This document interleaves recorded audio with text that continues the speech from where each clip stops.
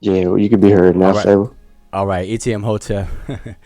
Yeah, the broadcast was on mute. ETM Hotep, welcome everyone to the Sesh Netcher YouTube channel, our YouTube channel, where you'll find a series of Welcome to the Sabai Dome, as you can see on the screen now.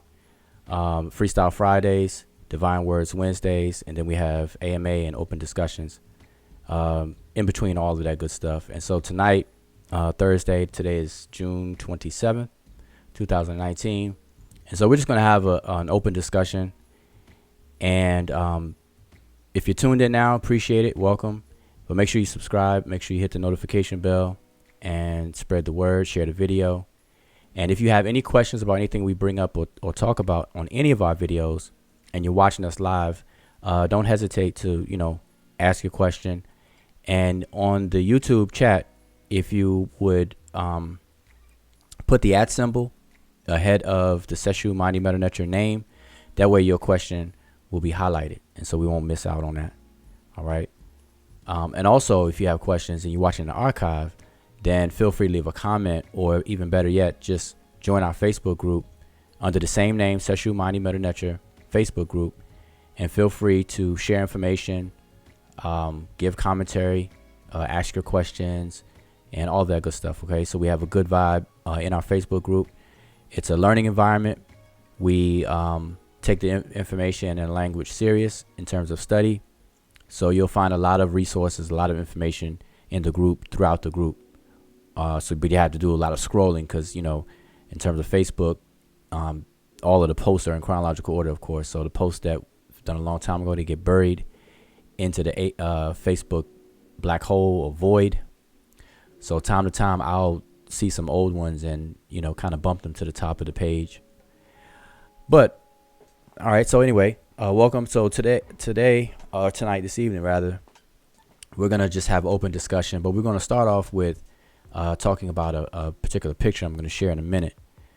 But before I do that, everyone else on the panel, if you can, just take a moment to introduce yourself or selves. I'm not sure who all has chimed in so far, but Yeah, go ahead. ETM Hotel, Rennie Sean. Welcome in peace. My name is Sean. I'd like to thank everybody for tuning into the show tonight.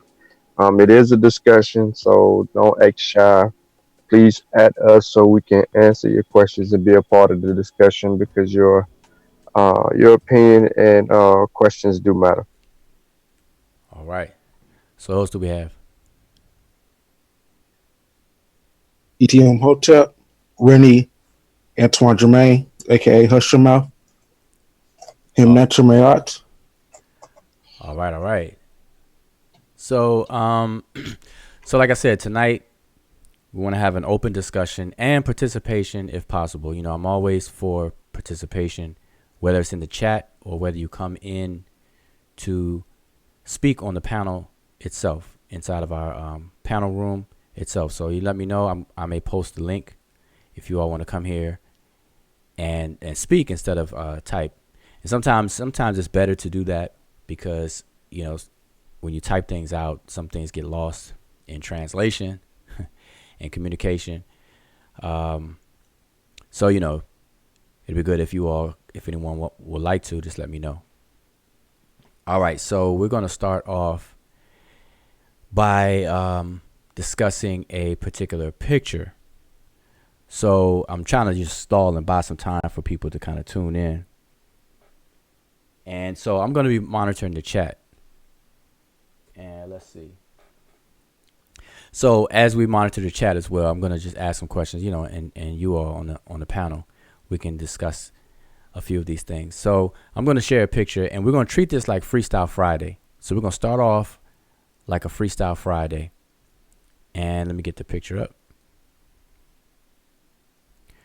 So we're going to start off with this picture here. So I want everybody to take a chance and take a moment to look at it.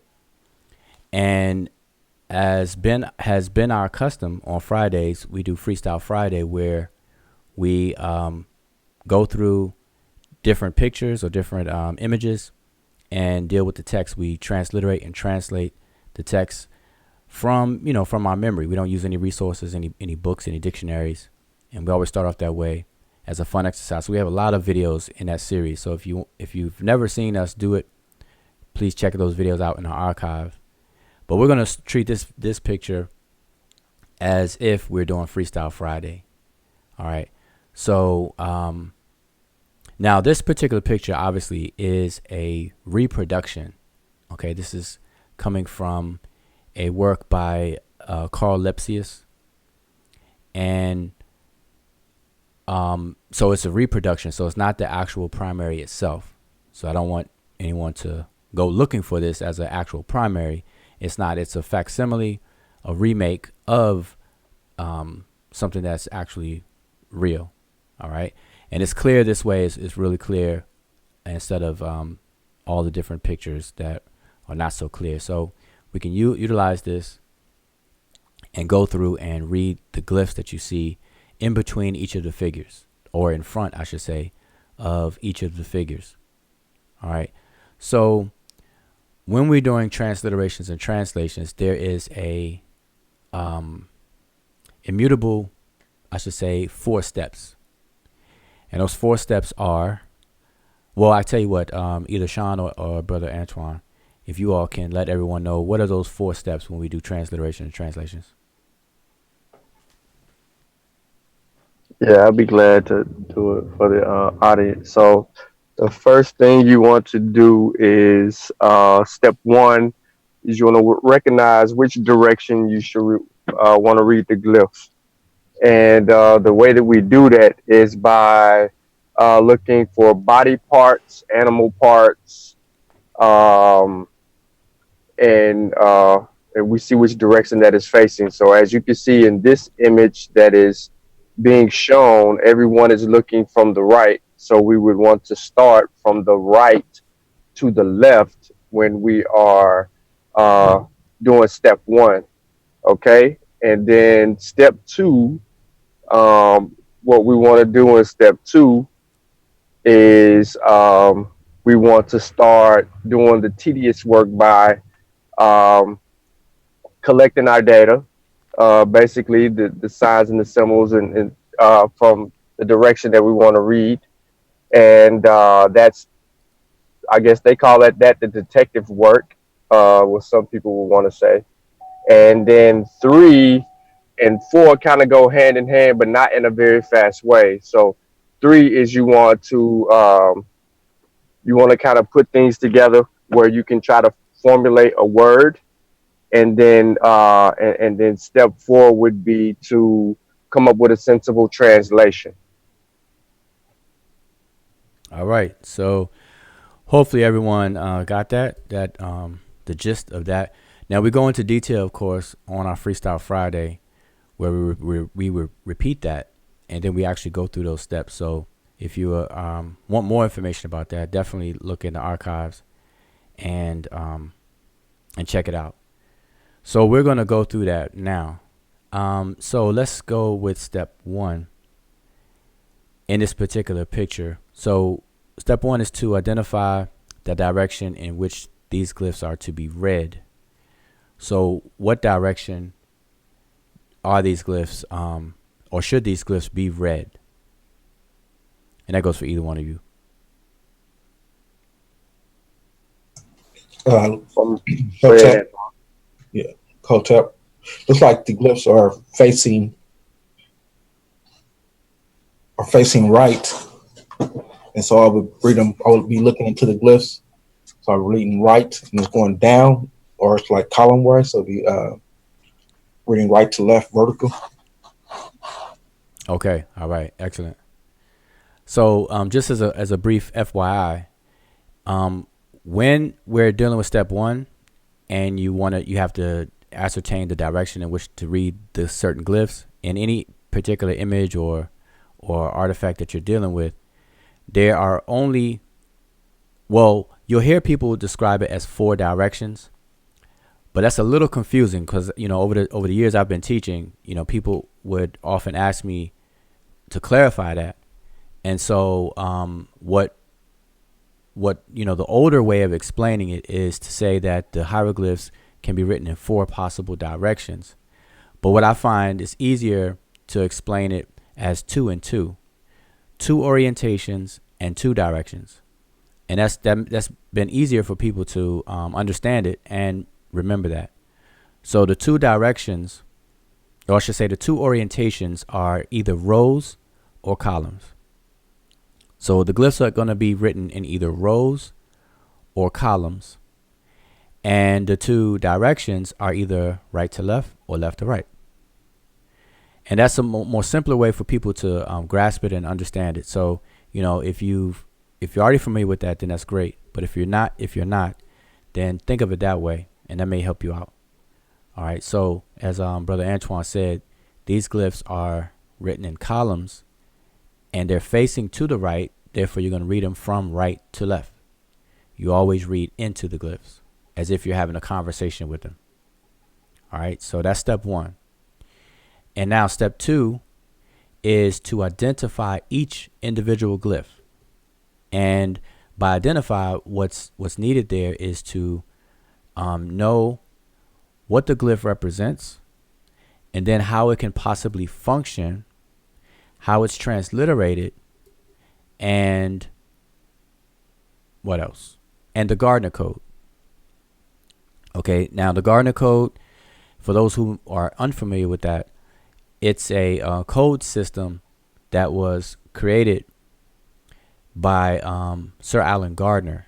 And what he did, he took an inventory of the glyphs and organized them into categories based on a common theme. So, for example, all of the vegetation glyphs that deal with plants and vegetation, they're under the category of M, as in Mary. All of the birds, any glyph that's dealing with the bird, is under the category of G. All right. All of the glyphs that deals with human body parts are classified under the category of D, as in dog. Okay, so he used A through Z to classify the glyphs according to a common theme. And so every Gardner code has a letter for the category and then a sequential number. All right, so for example, the owl glyph is G because it's a bird, and then it's number 17. So G17 is the code for the owl. All right. And so there are roughly, in terms of the Middle Kingdom, during the time of the Middle Kingdom, in that time or era or range, there were approximately 1,000 glyphs, give or take, 750 to 1,000 glyphs. And so it would be very, very, it'd be a tremendous feat to memorize all of the information for all of the glyphs. So this is why we refer to lists such as the Gardner list to as a reference to go to the glyphs. And also the list helps us to discuss these glyphs because, a lot of people can't draw very well. And we're trying to explain glyphs to each other. Then instead of trying to describe it, and some glyphs look alike, but they're not exactly the same. It's always good to give the Gardner code because then a next person can know exactly what glyph you're talking about when they look at the list. All right, so that's that.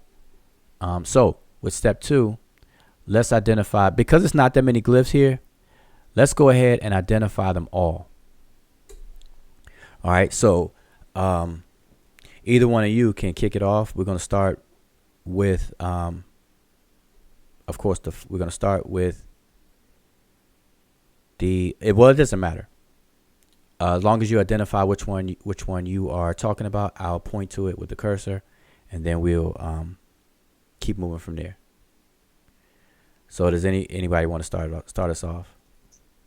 I'll start with the tether rope. Now my problem is every time I speak, my screen comes up, so I can't see the screen. Once I start speaking, can I freeze it? Yeah, you should be able to click on me, and then that will keep me there. Or right click and put freeze. I forgot what it says, but you should see options. All right. Okay, so it says pin video, so you can pin it. There you go. Yes. Mm-hmm. So the first one is a tether rope. My far right. Okay, so let me point to make sure everyone's familiar. Actually, let me do this. Give me 1 second here. I want to make sure that everyone is on the same page. So we're going to make this Um,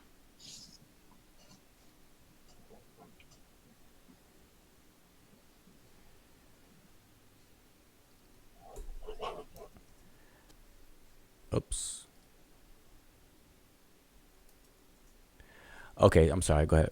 I just want to point to it so everyone can see which one you're dealing with. We're dealing with that the set of All glyphs here in the right. column. All right. We'll go tether rope. Then we have the whip. I believe another in the rope category. And then the quail chick. Okay, so we have 3 glyphs for that first set that you just did. They're 3 individual glyphs. So now in our identification, the pieces of information that we need is what the glyph represents or what the glyph is itself, which is a description of the glyph. Of course, the Gardner code, how it's transliterated, and then the possible ways that it can function. So there's pretty much 4 pieces of information. So the tethering. So we can start with the tethering rope, which is the first one that you mentioned. Yeah, the tethering rope. No, used as a T with a line under it or a capital T. It's just a rope. Up under that would be the whip, and that's going to come in as a biliteral M, capital H, Okay. and then up under that is the quail chick, which is going to be a W. And they're both looks like they're being used as just phonetically. Okay. So they're phonographs. Mhm. All right. Okay. So that is good. So now, as far as Gardner codes, though, I'll just let everyone know what the Gardner codes are. For the tethering rope, this first one, the Gardner code is V13. The whip is V22. No, I'm sorry. Yeah, V22 is the whip, and then the quail chick is G43. All right. Now, just as another side note, by the time you sit down and make attempts like this, like what we're doing, when you're transliterating and translating, there's a host of information that you should already have under your belt. Okay, because by the time you start to do these kinds of exercises and practices, you should have gone through, a wealth of beginners information, how to read the glyphs, phonographs, logographs, determinatives, all those kinds of things that you learn on a beginner's level. This is something that you would do after you've pretty much gone through a study course, whether it's on your own or with a study group or a teacher. Okay, so I don't want people to be intimidated and think that, this is something that is expected of you, from the start. All right. So the reason why I say that is because what we call the monoliterals, those should be memorized by now for those who are making this attempt. So all of these biliterals, you should recognize it on sight. You should know what it's transliterated as and all of that good stuff. Okay. So, but all right. So we have here the tethering rope, the whip, and the quail chick. Okay. And so next.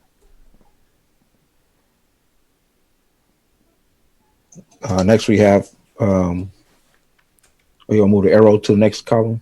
Yep. I believe it's the guinea fowl. Yes, to you. G21. Okay. That's transliterated N, capital H. Okay. And then my next one is a right up under it, farthest to the right, monoliteral. Mm-hmm. I want to say I'm tripping. H. It's the folded cloth. Okay, photo cloth. Mm-hmm. All right, going S for the photo cloth, and then next to it is the rope. Mm-hmm. It's the H sound. Right. And under the H will be the quail chick again. Okay. And let me do this while you're saying it so that people can follow. I'm going to put what you're saying on the bottom of each one. So going back to the first one, We had T, is that T? MH, Mm-hmm. W, capital H. Yeah, capital H. Okay. So now, just as a side note again, for those who are watching, when Brother Antoine is saying capital H and stuff like that, you should understand that there are two main transliteration systems. One is case sensitive, and we refer to that as manual decodage, and it's case sensitive. So when you see a capital T, a lowercase t, or a capital H, lower h, or capital D, lowercase d, etc., those are done on purpose. So don't think that somebody is just hitting the shift key on their keyboard and whatnot. That's done purposely for that system. Then the other major system is a diacritic system, where you'll see different diacritic marks around the letters, such as dots or curves, and so on and so forth. And so because keyboards, sometimes it takes a special keyboard setting and things like that to do the diacritic, the manual decodage comes in very handy for online communication. Okay, so you'll see manual decodage used in online, on social media, and in emails and things like that. But when it comes to publications, most authors will use the diacritic system. Okay, because the case sensitive version in a printed publication, it starts to look crazy when you have a lot of it on the various different pages when you're reading. Okay, so it's preferred to use the diacritic when publishing. So just to let everyone know. So what I'm going to do is I'm going to switch this one from manual decodage to, well, actually I'll do both. I'll show both. So let me just duplicate it and that way everyone will get a chance to see both. So the top one will be manual decodage, and the bottom one will be the diacritic version of the same. Okay, so you're going to see it change, and there we have it. So the capital T turns into a T with an underline. The capital H turns with an H with a dot under it, and the M and W remain the same. Okay, so all right, I'm sorry about that. Antoine, you can go on with the next one. You had duplicate this so I can fill it in for the next one. All right, yeah. For the next one, we had the N, capital H, N, capital H, S, W. All right, and that would be the manual decodage version, and then we will do. Yeah, I want to throw me off because of that. It seemed like that S should be before the H, but I guess. Well, I'm gonna explain that, but that's a good. Remember that. Bring that back up again. All right. Okay, so we have that one. Now let's move on to the next one.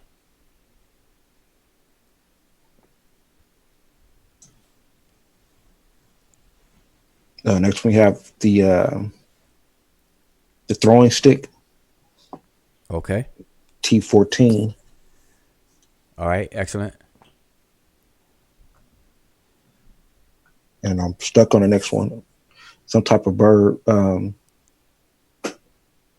Okay.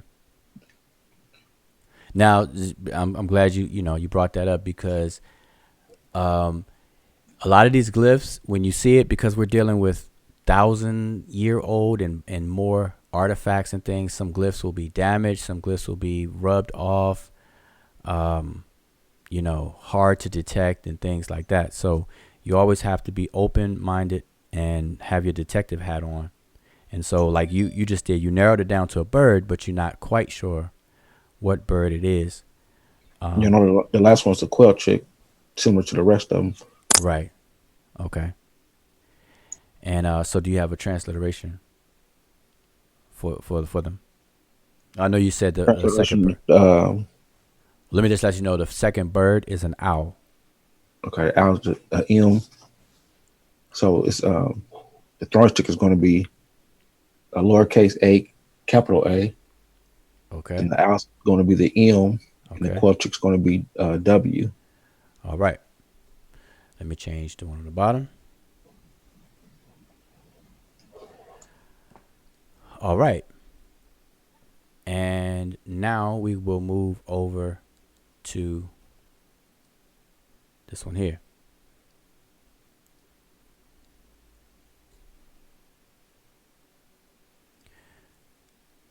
All right, so I'll do this one. The You first. sure you want me to do it? Oh, go ahead. I didn't know. I'm hearing silence. Oh, Go ahead. yeah, my bad. I thought saying that to I was about to get it in. So you have the open mouth, which is the D1. So you would have an R. Okay. I'll go ahead and put that in. Tether rope. Mm-hmm. Uh, why I keep on forgetting that? I already know what it is, but Okay, but let so, me just put a hint out there to everyone else. A lot of times when you're looking at any given artifact, you're gonna have repeated glyphs. So if you've already done a tethering rope or any glyph, yep, then you already know, you can use that same information. You don't have to re-look it up if you have to look up in glyph lists and so on and so forth. So the tethering rope we have over here as a capital T. yep. All right. And anything else? Below that is the seated man with his hand held high. I think if I can see that correctly. Mm-hmm.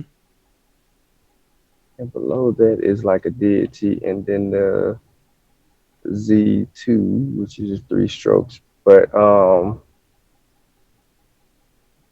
ch- that sound. So you have you want me to go ahead and transliterate it? No. Yeah. Well, I have it on. I have it. The R and the capital T so far. All right. So it's the But you can go ahead and transliterate. it's Rimech. Okay. So there is a missing owl or a glyph that will represent the M. And so what we do is when glyphs are omitted, we put it in parentheses. So this first one will be R and then within parentheses M and then a capital T. And so likewise, I'll do the same here. All right. So a quick question. In this one that you just did, we have three determinatives in that word. Are they transliterated? No. Okay, so determinatives are not transliterated. Are they pronounced? No. No. Okay, so determinatives, we have an understanding that determinatives are not transliterated and they're not pronounced. So this is why the seated man, seated woman, and the three-stroke determinative is not transliterated and it's not pronounced when we attempt to pronounce these words. All right. So basically what we've done is we've done step 1, step 2, and because these are isolated words, it made step 3 very easy because step 3 is to identify words to be able to look them up in dictionaries. And of course, if we're treating this like Freestyle Friday, we're not using any books and things right now, at least not right now. And so we have 4 words, and I placed them underneath each of these figures, which these words represent, the names of these figures. Okay, so in terms of conventional pronunciation, and that's another thing, the way that we pronounce ancient Egyptian is simply by way of convention.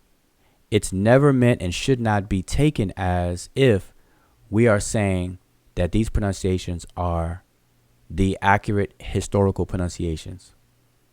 Okay, so this is why you get people that will say Hotep, some people say Hetep, Hetep, and you have different people that may pronounce things differently, but we can roughly understand which word they're talking about or using. But this is done by scholarly consensus and convention. Through the time, through the discipline of Egyptology, it was pretty much accepted and standardized this way. All right. So with that, how would you pronounce each 4 of these? So I guess Sean, you could do 2, and Brother Antoine, you do the other 2.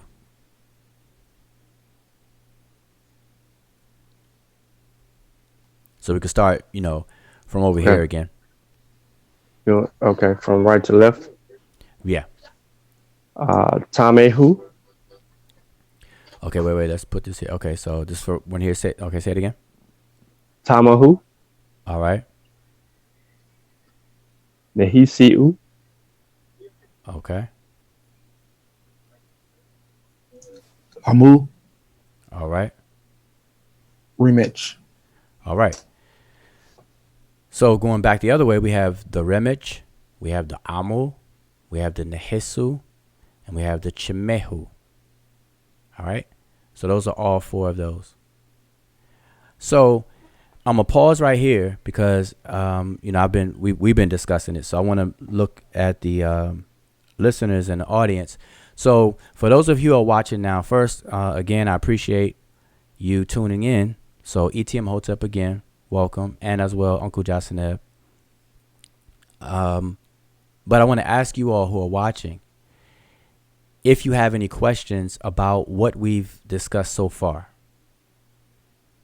Did you come up with something different? Do you agree with what you see on the screen so far in terms of the transliterations or not? So, let us know. And again, I know there's a slight delay, so I'm gonna keep on talking, but that's my question. So, let us know now if you've come up with something different, if you understand, if you agree, if you come up with the same thing, etc. Okay, so make sure you do that. And so while we're waiting for that, though, brothers, let me just explain what this is. What Brother Antoine had brought up. So Antoine, what was you had mentioned something earlier about at least this one in this column. Yeah, it looks like the S will come before the H. Okay, right. All right.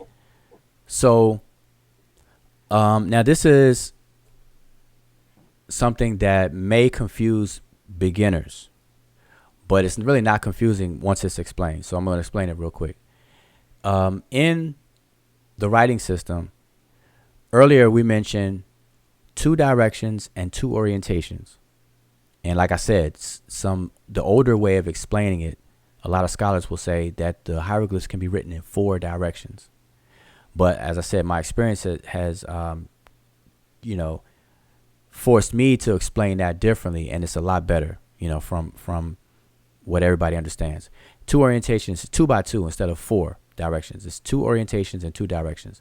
Two orientations is rows and columns, and two orientations, rows and columns and two directions, right to left and left to right. Okay, so that's a lot easier. People find that a lot easier to take it in that way. Now, when you read the glyphs, you are to read into the glyphs as if you're having a conversation with them. Okay, so you read into the glyphs as if you're having a conversation with them. So that will determine the direction that you read them in. But now, there are exceptions to that. But they're not really exceptions. It's just something that is a little different to that. And what that is what we call retrograde, columnar retrograde inscriptions. And so what that is now we've discussed this before in a video, and we used the Rauniyu Peret Imheru, or the Book of the Dead, to illustrate this, because it's a lot of text on the page, and you can definitely see what I'm talking about. But what we have here is kind of hard to tell, but I'll just explain it anyway.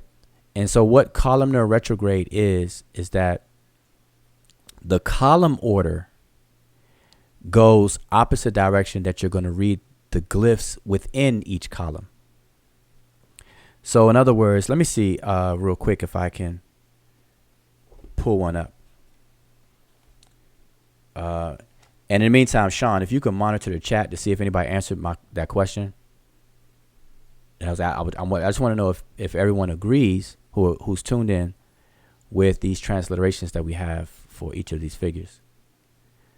But let me just quickly see if I can find a sample of the Book of the Dead it's a better example to use. Yeah, I'm watching. Send where David asked if he could hop on. Okay, I'm gonna pass out the link. Okay. All right. But let me do this.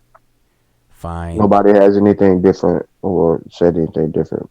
I re-asked though. Okay. All right, I believe this one shows what I'm referring to. Let's see. No. All right, bear with me, y'all. I'm gonna find one that's illustrating what I am referring to, and I definitely can't use that. Has a bunch of stuff on in front of it. I'm just trying to find a quick example. Looking online. I should have one handy. Once I do this, because we went over it before. Columnar retrograde inscriptions. I believe I see one. Okay, here is a portion. But let me see. Where's the procession? Because it's a good one to let you all know. You know, and it's funny because any other time, if I'm looking for this specifically, I'll find it. I mean, if I'm not looking for it, I'm looking for something else, I'll find this.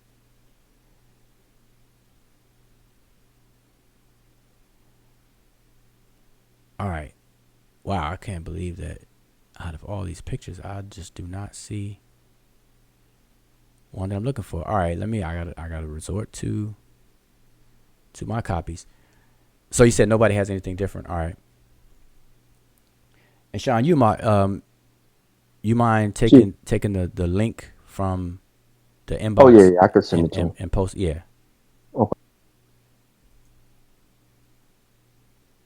All right. So I don't like dead silence. So Antoine, you have any comments, anything to share real quick? While I'm just buy me some time to look for this inscription here.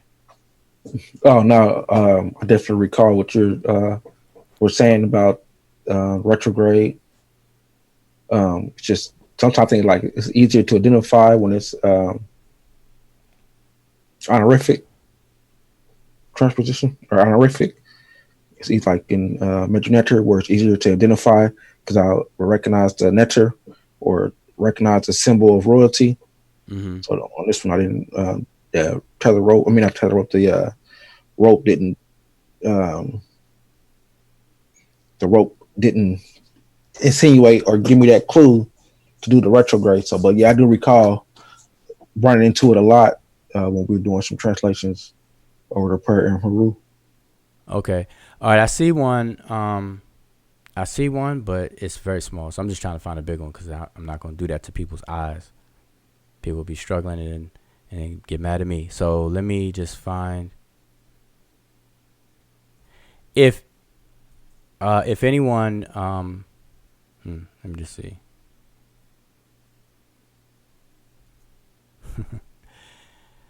All right, I'm gonna have to put this on this own slide here. I believe this one is gonna be too small, but I think I have a better. Oh yeah, it's too small.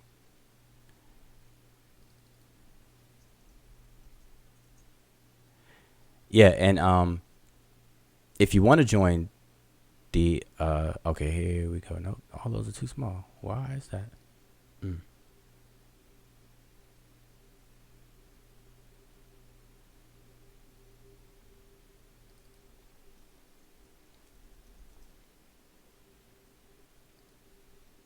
All right. So again, I don't like this dead silence. So All right, here we go. Got a big one. Found my copy. All right, so we're gonna swap this out. I'll save people's eyes. All right, there we are. Okay, so if you could see the screen, and I hope you can make this even bigger. Okay, so now if you can see the screen. All right, so let me start over. So the general rule when reading the glyphs is that you're gonna always read into the glyphs, okay, as if you're having a conversation with the glyphs. So if the glyphs are facing to the right, you're going to read from the right to the left. And you're going to go in the orientation of either columns or rows. So we already discussed that. So there is a special or different way that this is done in what we call columnar retrograde. And so what that means is that although the glyphs are facing in one or the other directions, you're going to still read into the glyphs, but you're going to read, the column order is going to be different. So for example, all of these glyphs on this page here are facing to the right. And so you're going to read from right to left. And so with that, you're going to think that you start over here in this far right column. And hopefully you all can see my cursor. And so you, in your mind, you would think that this is column 1 and this is column 2, 3, 4, and so on. But that's not true in all cases. In the case of columnar retrograde, the column order goes in the opposite direction, but you're still going to read the glyphs from right to left within each column. So column 1 is actually this column here. And then column 2, column 3, column 4, 5, and so on. So this starts off with Dua Ra. And you can see this is the hymn to Ra, you know, for those who are familiar. Dua Ra, you see the first word, Dua Ra, and a Khafet, Weben, F, Imachet, Iabet. So this is the first column going into the second column, into the third and fourth, and so on and so forth. So you're going to read from left to right, but more properly said, you're going to read the columns order from left to right, but within each column, you're going to read from right to left. So the columns go from left to right, but the glyphs go from right to left. You're going to read within each column this way. Okay, so I just want everybody to understand that. And that's referred to as columnar retrograde, where the columns are in retrograde order. They go against the flow. And, you know, when people say Mercury is in retrograde, you know, it's the same word, retrograde, where the rotation or the movement is, it goes against, it goes opposite. That's basically what retrograde is. All right. So you're moving in the opposite direction, but you're going to read in the same way that you normally do. And so where this particular text is coming from specifically, it's coming from such a text where it's coming from actually the Book of Gates, a text called the Book of Gates. All right. And it's information dealing with the underworld or what's in the Duat. All right. And it has 12 gates. And I believe this is the 5th division, or the 4th division, 5th gate, or the 5th division, and I forget which gate this particular inscription is from. All right. So that said, I want to explain something else as well. Earlier, I said that these 4 figures, or this actual picture, is a reproduction. So in the actual source from which this picture was reproduced from, each of these 4 figures has 3 other figures with it. So in other words, each of these 4 figures is one figure representative of groups of 4. So there's 16 figures in all, and what you're looking at simply is one figure out of each set. So there's 4 sets of 4, and you're looking at one of the 4 from each set. And the glyphs, as they are arranged here, are not arranged this way in the original or primary artifact or whereabouts. These glyphs are stretched out and they fit in between the 4 figures that represent the 4 sets. Okay, so I just want to explain all of that to everyone, but that doesn't affect what we're doing here. All right, it's still the same, and it comes out the same way that these words are. All right, so did son David get a chance to come on? Oh, he did. Okay, Dave, you want to introduce yourself, or if you have any comments?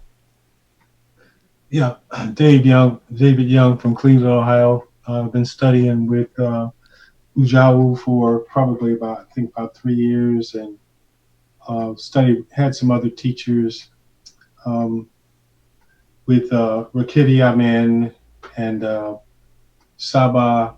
Um, Bonacci. yeah, thank you, Menachem Montgomery. All right. Okay. Good. So you have any And comments so far?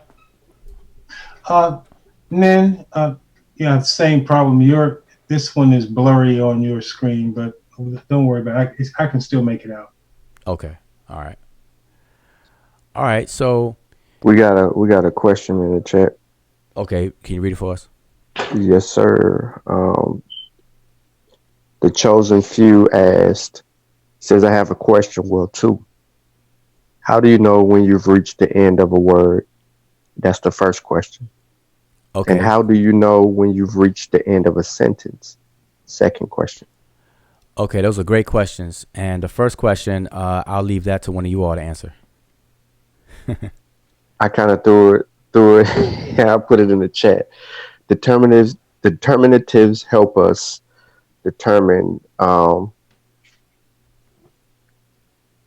the word.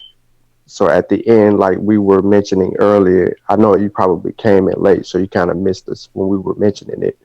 As an example, we were referring to Remedge, and as you can see, if you look at the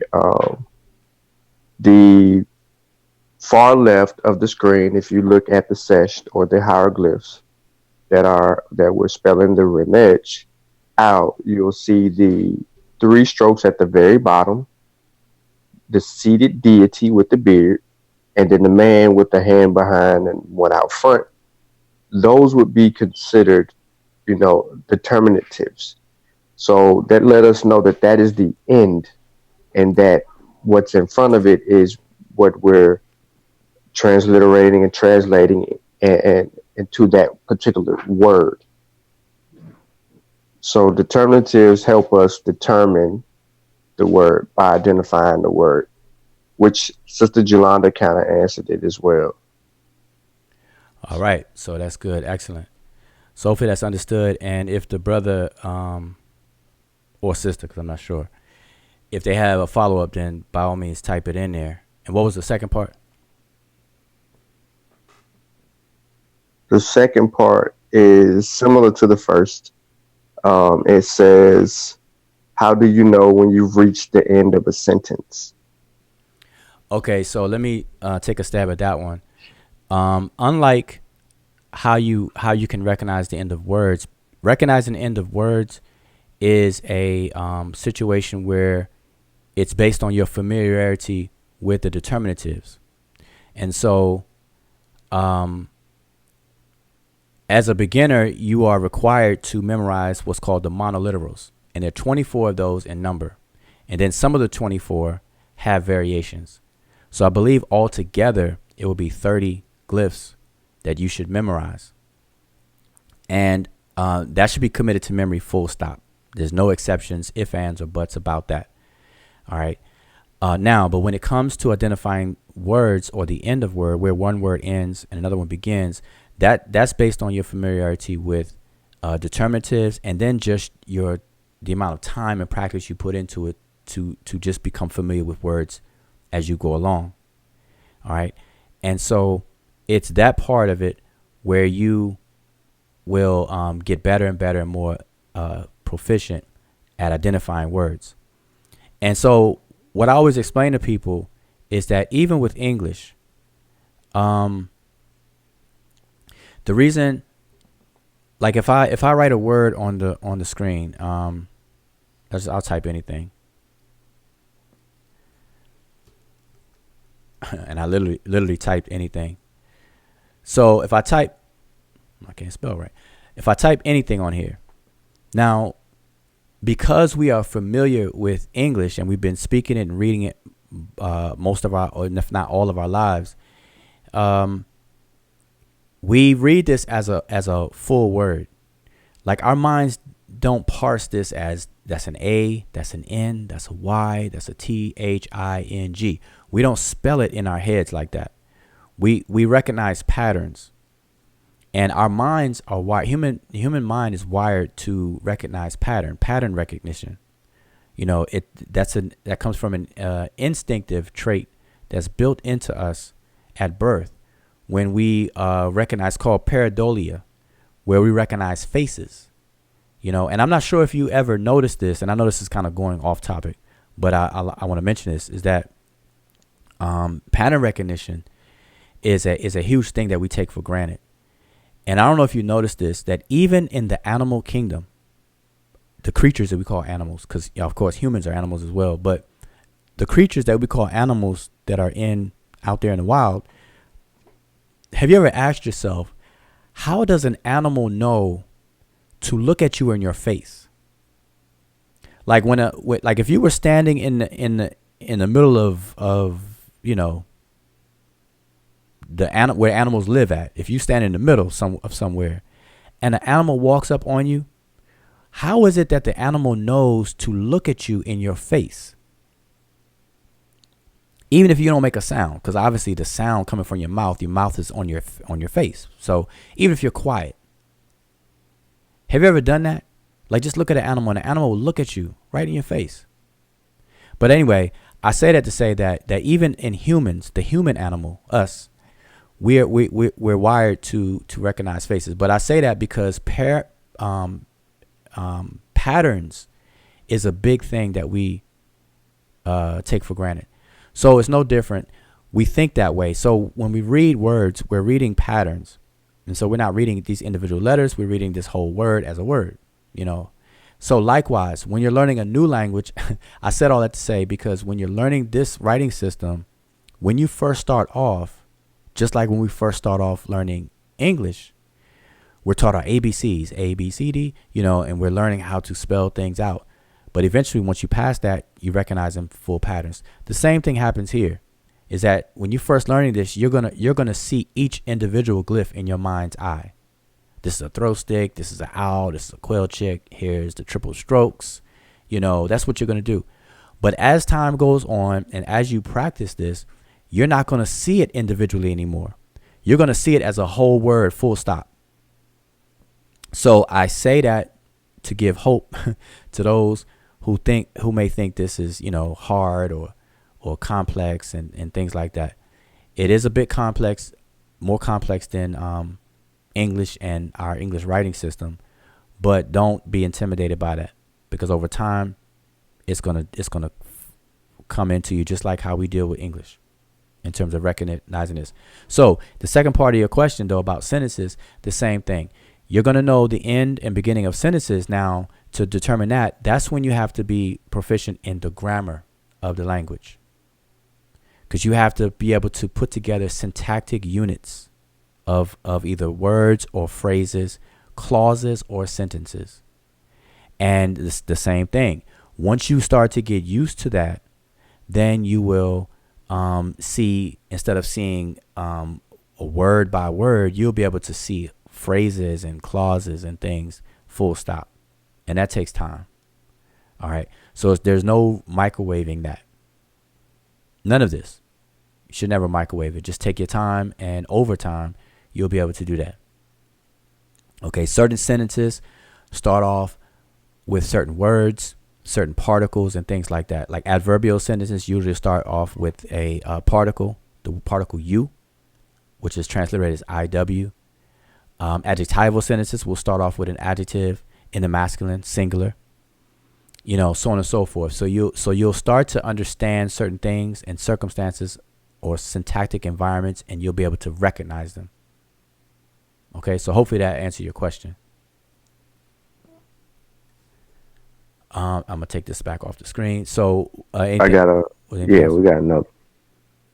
Let me get to it real quick. It's a good one. Nusure Calm has a question, or just wants to clarify. Says, there is no M on the first one, but there is one on the last translation. Someone clarify. Thank you. So he wants to know why in the first set of glyphs, Chamahu, He wants to know why we don't see an M there, but there's supposedly an M on the last group. Okay, I see. I understand this question. Um, okay. Well, what's a little confusing, and he might not have meant this, but he said in the first one an M. There's no M in this one. If he meant this is the first one, this one right here I'm pointing to. We meant Remich and then Chamehu, because there's no M in the Remich glyphs. Yeah, that's what I realized that one. But when he says the first one or Chamehu, um, there's no M glyph for M, if that's what he means.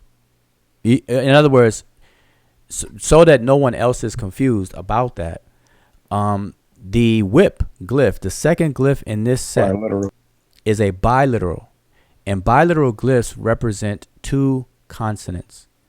And the two consonants that this whip represents is an M and a capital H. Meh. That second glyph represents those two. So I'm not sure if he's referring to that or if he was referring to the this one where we see the monoliteral for M, which is the owl. But in either case, the monoliteral for M and there's no biliteral here, the M altogether is missing from Remich. And so I think that's the heart of his question. And so he wants clarification. So if I understand your question correctly, and maybe you came in late, this is why I put M in parentheses, because M, the glyph that would represent that consonant M, has been omitted. And for omitted glyphs, we usually put them inside of parentheses. So this is Remich. Now, a follow-up question to that, although you didn't ask, but I'm asked this quite often, is how do we know that the M was ever there in the first place? And so to that, I always tell people that it is attested where we do find the M for that particular word. But what happened over time, the scribes set certain standards of different words that were used on a constant basis. So certain words were elevated and standardized, or as you may want to say, canonized. And so Remich, the way that this is spelled, or the missing bird, which would be the owl, became a standard way of spelling it, and it was omitted. Similarly, the quail chick for feminine plural substantives are regularly omitted. Okay, and the matching ones in adjectives. So it's rarely that you'll find a quail chick within a feminine plural substantive or an adjective that is grammatically in agreement with a feminine plural substantive. And so these are different scribal standards or canons that were developed over time and became the norm. Okay, so hopefully that will clarify and answer your question. All right. So now, since everyone has this correctly, so we have the Remich, the Amu, the Nehesu, and the Chamehu. Okay, now, so now I want to go a step further. Who can tell me? And this is for the audience, for the viewers, and those of you who are on the panel. How do you identify each of these groups of people? These are four groups of people, and we have their native or their Rani Kemet label that's attested for them.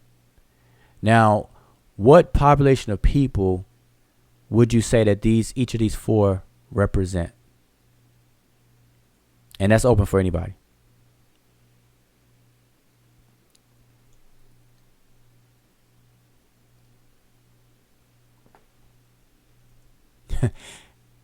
I'm going to say that these people represent people that were in a particular region. Yeah, but I'm asking, like, take each one and identify what region of people that these people represent. Okay. Uh, All right. So of course we know the Remech. They were in Kemet. Um, So these are the right. ancient Egyptians themselves. Right. That would be the ancient Egyptians themselves, and we know that Nehisu are the what people call Nubians, Okay, that would and be so this one. Okay. right. So we know they are. We know where they're located. Um, Well, for those who don't know, where are they? okay. So of course you have Upper and Lower Kemet. Anytime I hear Nubians, I kind of disregard it, and I say they're all the Remech, but um, some people have them in the Sudan area and or what you call Nubia today, Okay. and they will be from that area. Okay. All right. And, and then anybody else want to go, or you want me to go? What? The Oh, next one okay. would be the Nehesu, and the believe no, I thought I had it, but I didn't. I thought they were from the Libyans, but I don't think that's right. Okay. Well, Sean skipped. Sean did the first one and the third. So Oh, from the left. So there's two more. oh, the So temp. Sean, let me just say this. So Sean is racist because Sean picked the dark figures.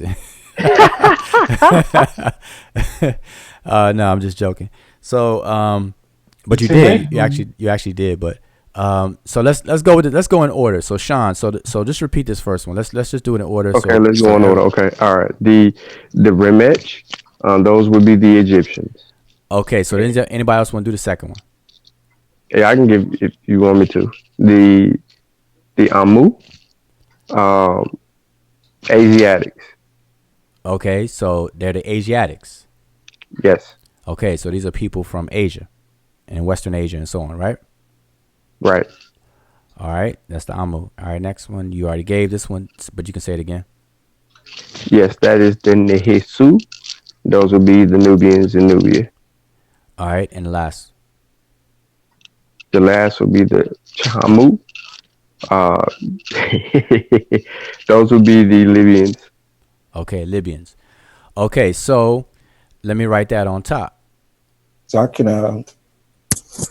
read what Shank and Diop has in his book for this page and for this illustration.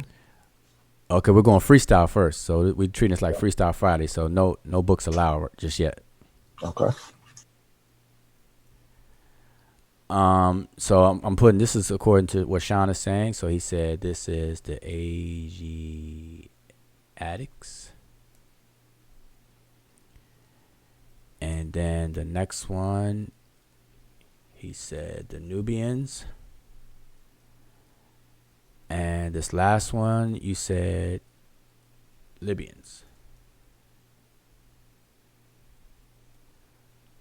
All right, so this is Sean. So now a question for the chat room. The chat. Do you have anything different? And again, I know there's a delay, so I'm Few. asking. There's a difference in the chat. Okay, so we're gonna lay out. So this is Sean. So we'll remember who's what. So I'm gonna put the difference up here. So what does someone else have? Juju has the Remech, of course, the Mm-hmm. indigenous people of Kemet. Mm-hmm. She have the Asiatics next. Mm-hmm. Okay, and then she has, of course, the Nubians, Mm-hmm. and then she has the Caucasians. Oh, Caucasians here. Okay. Yeah, yeah, yeah. And Caucasians. then the chosen few, he put he put left African, second to the left looks Chinese, third to the left looks African, and last to the right looks like some Arabs.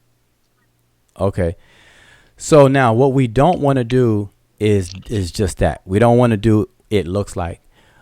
the purpose of us doing this exercise and starting the way we started was that we're reading the glyphs and we're allowing the glyphs and what the Egyptians, how the Egyptians defined these groups of people based on what they labeled them as. So the Remich are the Egyptians themselves. The Amul are Asiatics, and two people agreed. The Nahesu are the Nubians, two people agreed. The Chemehu, we have a difference here. Either they're Libyans or they're Caucasians. Either they're Libyans or they're Caucasians. All right, so somebody said Caucasian, somebody said, and Sean, you said Libyans. All right, so but we don't want to, say, well, this person looks like that, because that's definitely not very productive, because, this person could be what are those people in off of Australia, very dark skinned people. Oh yeah, the Aboriginal, Indigenous. Forgot what they call them. Start with an S. It's like Seminoles, but it's not. Yeah, I forget. It escapes me now. But I mean, this, so if we're gonna start looking at skin color, the way this is colorized and stuff, then we'll be lost swimming in the ocean. All right, so we're going by the labels here, and that's a mistake that people make, and this is gonna reveal that. So I'm glad that was said, so we can point that out. How about, does anybody else have anything different in the chat so far? Just these two differences. Nah, I was scanning it, waiting to see if we would get any responses. And nah, Chavis said he got Libyans. So what he comes up with. Um, Nobody else has responded there. Yeah, Oh, so it looks like we're good. okay. Julanda said it looks like a Kardashian. All right. So I see we have a question in there though. You Let want me me to read it? Yeah. Okay. If you read that. All right. So yeah, Nasir Khan, he asked, are the Nehisu shorter in stature in comparison to the Remech because they are related to the Twa possibly? Okay, the answer to that is no. So that's the full answer, full stop, no. And to explain it is that the Nehisu are not, in terms of height, in the various different artworks that you'll see, they're not too differently sized than the Egyptians. Okay, so it wasn't the size recognition that made them distinct like that.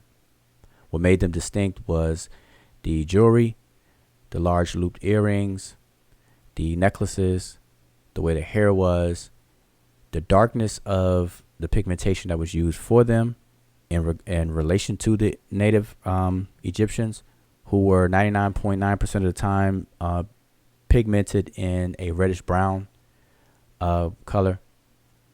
In actuality, this particular picture where this is from, this is referred to as an anomaly, because this is the only spot in all of Egypt where the ancient Egyptians are portrayed identically with the so-called Nubians. This is the only spot. This comes from the tomb of Ramses III, by the way. All right, this is the tomb of Ramses III. As a matter of fact, let me just show you all the actual primary for this real quick. That way, if any of you all were wondering, let me just go ahead and show it. See if I can find it rather quickly here. And I believe I can. And I'm going to show it. So for those who have never seen it, then you'll get a chance to see it. Those who have seen it. All right, here we are. Okay, so this is only 2 of the 4 figures. So you see them the 2 side by side. And remember what I said in the beginning, there are 4 sets of 4. So there's 4 of these figures. There are 4 of each. All right. These particular 2 are the Remich. Now we can't see all the glyphs in between them to read that, but we can read right above them. We see the word rimage. It's right here. Rimage. All right, so just want everyone to understand where these two are from. And let's see, I have another picture. It may be the other set of two. I'm not sure. Or maybe the same picture. It may be a little darker. We won't know until I put it on here. Okay, and this is from a different image find, you know, because I can see this from Getty Image, and this one is from Photo Stock or whatever the case is. And this one is the same. So this is the same two. So this picture and this picture are the same spot. You can see the same damage right next to the arm, same damage there. You can see the word remech there. You see the word remech there. You see the word aket there. You see the word aket there with the eye above, So this is the exact same spot. Just two different camera shots, two different photographers maybe, or whatever the case is. This one is a lot clearer, brighter.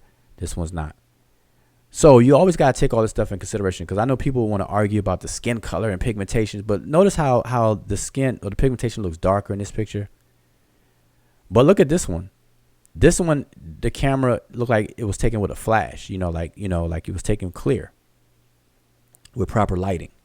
This one, you could tell they probably, kind of, because a lot of times you go to Egypt, and some of these tombs, they do not allow you to take pictures, and some people sneak, and they use their phone device and sneak it without a flash, and so the pictures come out not in the best of quality. Anyway, so I'm gonna take that off because it's the same thing. But anyway, I just wanted to show you all the picture, and let me show you all 4 of them. I know this is small, but here are all 4. Remember when I said that there are four sets of 4. So here we are looking at all 4, and we can see all 4. It's from the same tomb, by the way. And so this set of 2 is right next to the corner, because this set of 2 here that I'll show it at first on the left are these 2. Because we can see Remich right here. We see the word Aket with the eye above it and so on. So it was these 2 that we were looking at all this time. But now we can see all 4. So all 4 of them are here.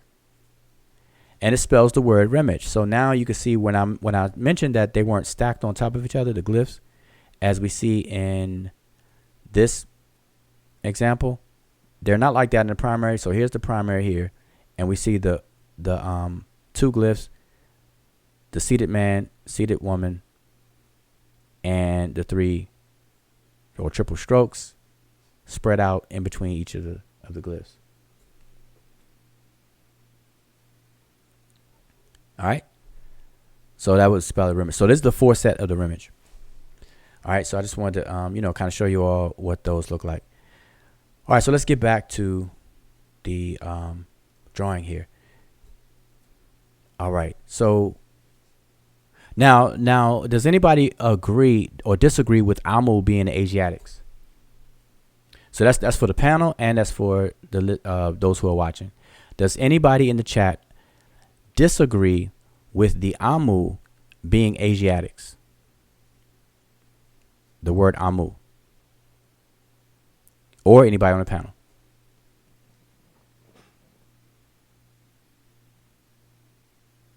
And again, I know it's a delay. I don't like the dead silence here. I'm checking the chat. All right. But so everybody on the panel, you all agree that the Amu are the Asiatics. We all agree with that? To you. All right, how about you, Antoine?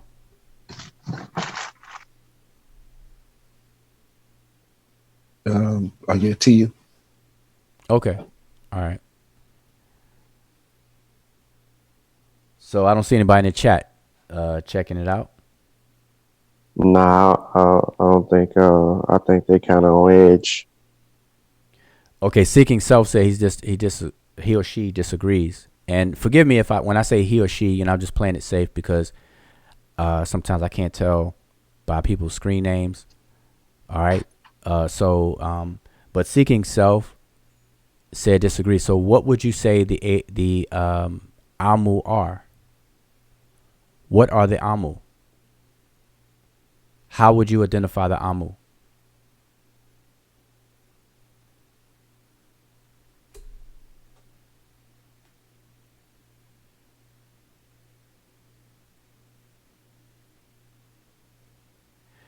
Okay, so his second statement is, even if they were, they would not be that light. Okay, so once again, let me just make this very, very clear to everyone. You have to go by what the inscription says, because the inscription is accompanying the figure. And this right here is a reproduction. So the lightness and darkness of the skin color is irrelevant for our purposes here. The question is, who are the Amu? So let's do it this way. Let me take these words, because I'm noticing that people are getting caught up on the image.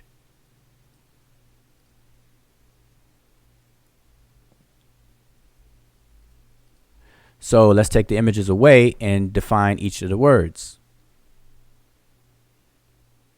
or identify what these words are speaking about. So briefly, we're just going to take away the image. So far, this is what we have. We have two agreements that the Remich represent Egyptians. We have two agreements so far that the Amu represent Asiatics. We have two agreements that the Nehesu represent Nubians. And we have a disagreement here about the Chemehu, one Libyan and the other Caucasian. So my question now is, does everybody agree on the panel and in the chat about the Amu referring to Asiatics? To you. To you. Okay. To you. All right. So I'm just gonna give a little time for anybody in the chat. I see. So hopefully, was it seeking? Yeah, seeking self. Hopefully, you understand what I'm saying when I make mention of that. What I'm asking about the Amu. Who are the Amu identifying as?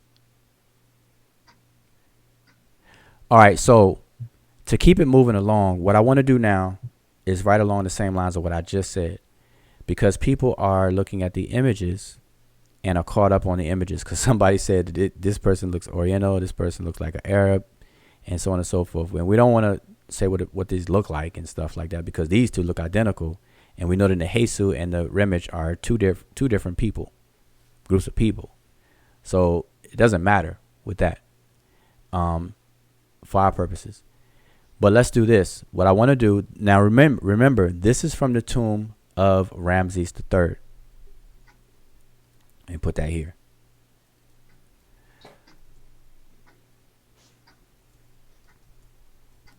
So this is Ramses III. All right, the tomb of Ramses III. We're going to put that right there in bold.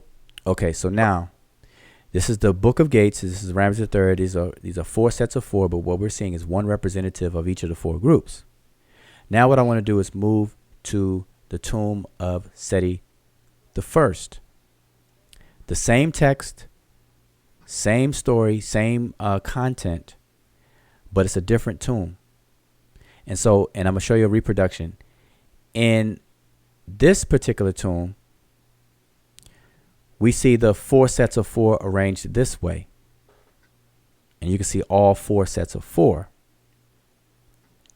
Now, I know it's small. I know these glyphs right here are small, so I'm not expecting anybody to read them. But what I did was I reproduced the glyphs that are in between the figures beneath them right here. So using these, the ones that I reproduced so that everyone can see, you can see that the first group is the Remich. The second group is the Amu, just like the other picture. Second group is the Amu.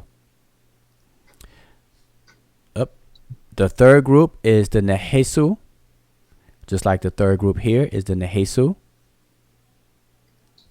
The fourth group is the Chimehu. You see Chimehu here. Chimehu. The fourth group. So the first, Remich, second, third, fourth. They're in the same order. Same order you see here. Remich, Amu, Nehesu, Chimehu. Remich, Amu, Nehesu, Chimehu. Okay. So identifying these will be the same way. Everyone said that these represent the Egyptians. We had an agreement about Amu being Asiatics. The Nehesu are Nubians, and the Chimehu, Sean said Libyans, Juju said Caucasians. All right. So does anybody have anything different for these?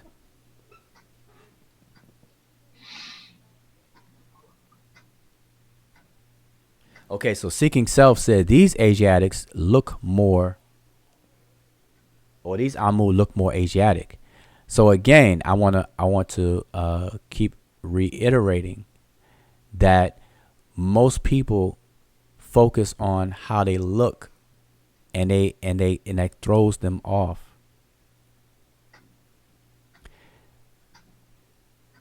So if I were to ask the question of who do these people look like, then those would be appropriate answers. But the question is, who does the Amu refer to? Who does the Nehesu refer to? And so on and so forth. All right. All of these words can be found in dictionaries, and all of these words have a meaning or a translation in those dictionaries, and they match with what you see on the screen. All right, Egyptians, Asiatics. Let me write that down here. So actually, pull it here. All right. So we have these.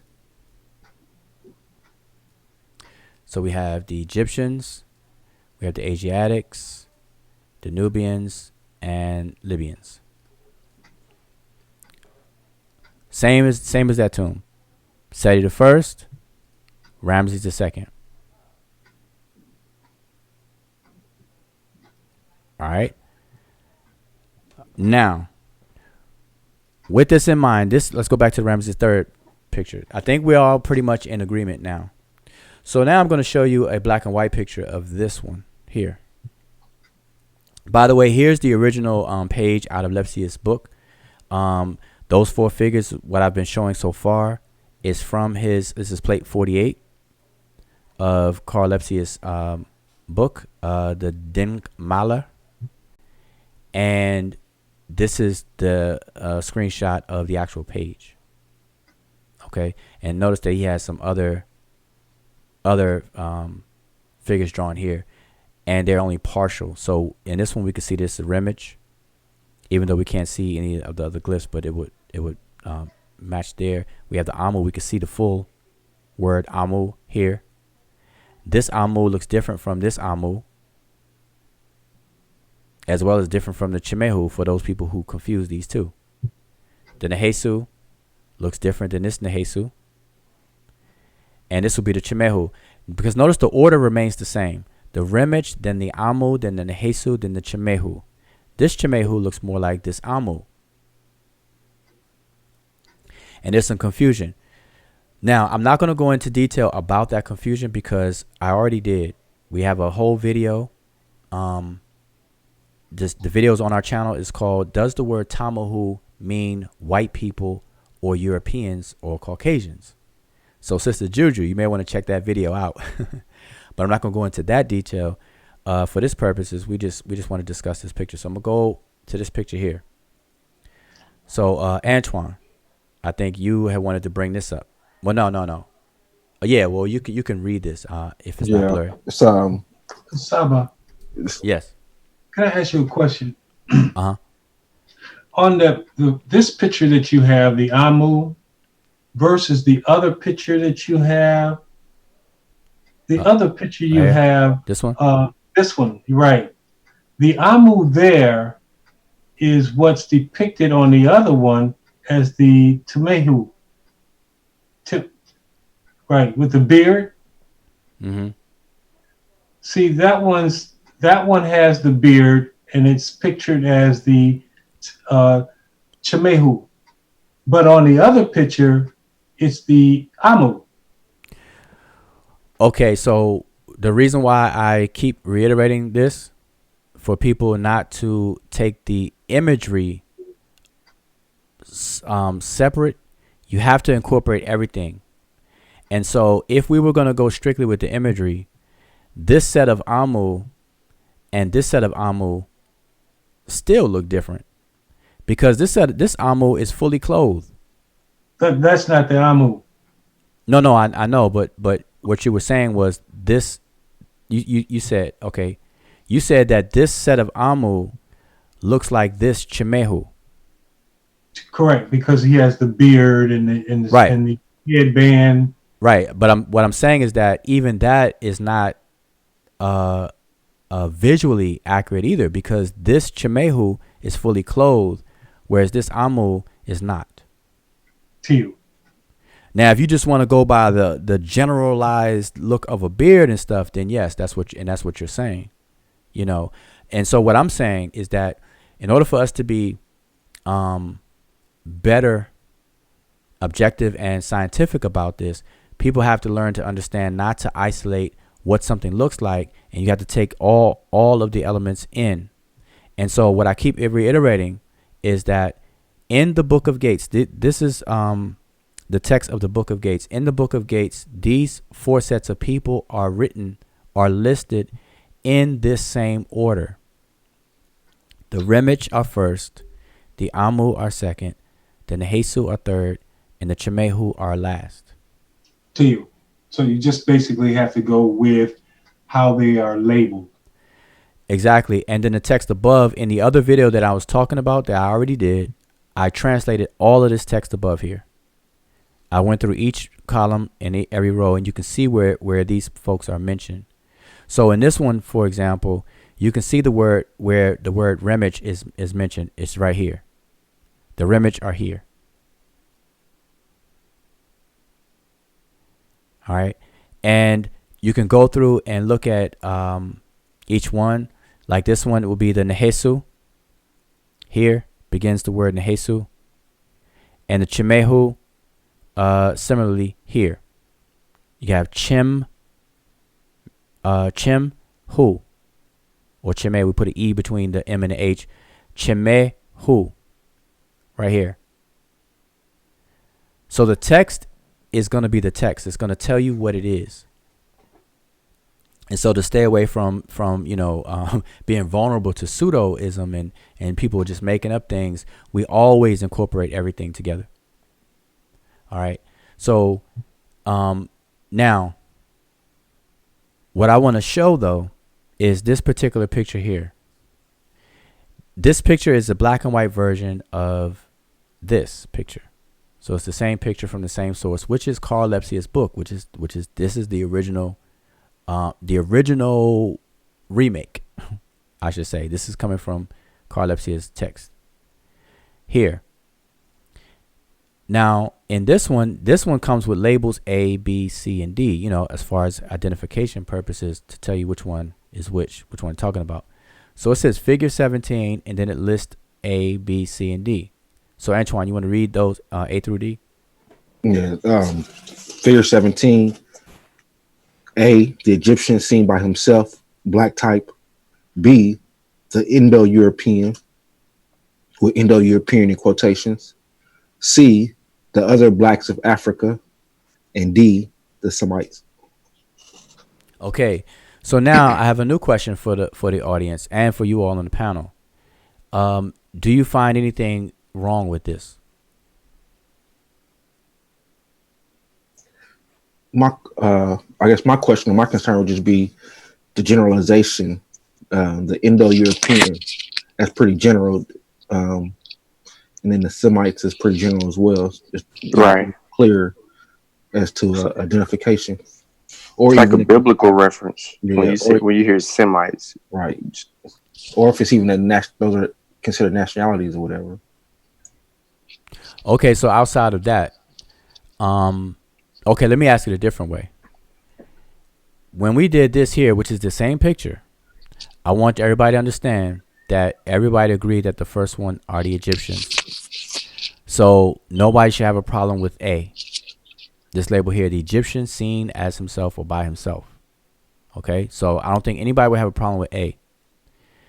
When we did this one, everybody agreed that Amu are Asiatics, except for Seeking Self. I think Seeking Self said, I forgot what Seeking Self said about this one. Asiatics. Okay. But on this one, B is not Asiatic. It's Indo-European.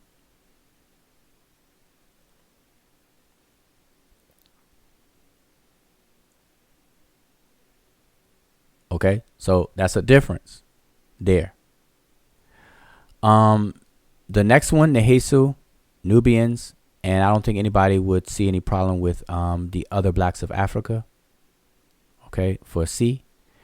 But D is another discrepancy because D here is Semite, and over here, one person said Libyans and another person said Caucasians. So both of these answers disagrees with this one. So again, I want to ask the question, with this particular picture here, does anybody have any discrepancies with it, and why?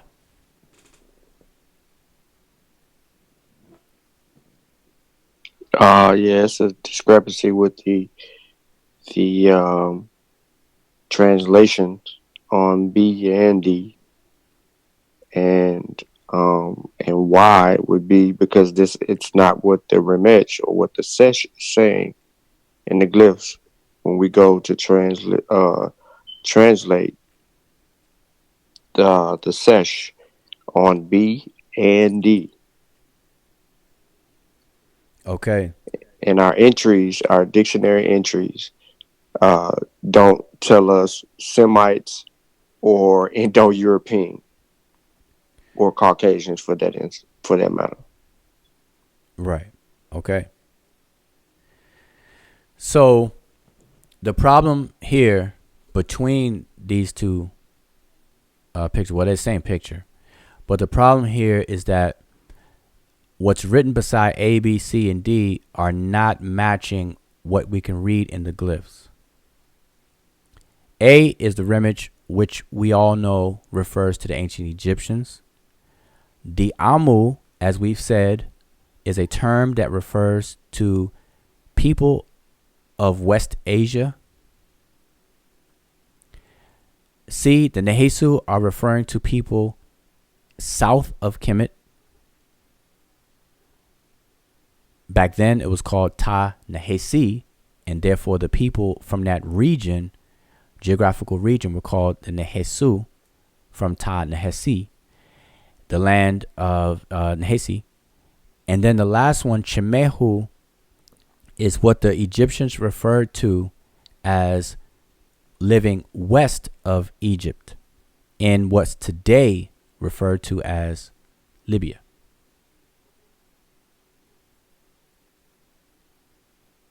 So I think, Sean, you said Libyans. That would be more correct. And everybody pretty much agreed on the rest. But what this picture is saying is that the Chemehu are Semite. And the Amu are Indo-Europeans. And there's no dictionary entry that will define Amu as Indo-European. Or even in the Egyptian text, when it describes the Amu, where you see Amu mentioned. Okay, Indo-European. Is there a reference? I'm trying to see if there's a reference or anything that identifies why it's in quotations. Oh, it's in quotations because Indo-European is understood to be white people.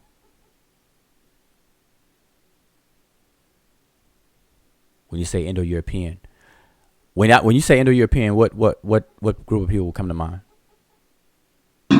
I would say people from Europe and India. Okay. Now, technically, Indo-European represents a very large language phyla, super language phyla. So those people who speak Indo-European, what's been classified as Indo-European languages, would be considered Indo-European. But the quotation, you could speak an Indo-European language, right? Right now we're speaking English, but that does not make us identified as what people would physically identify as Indo-Europeans. So quotations are needed.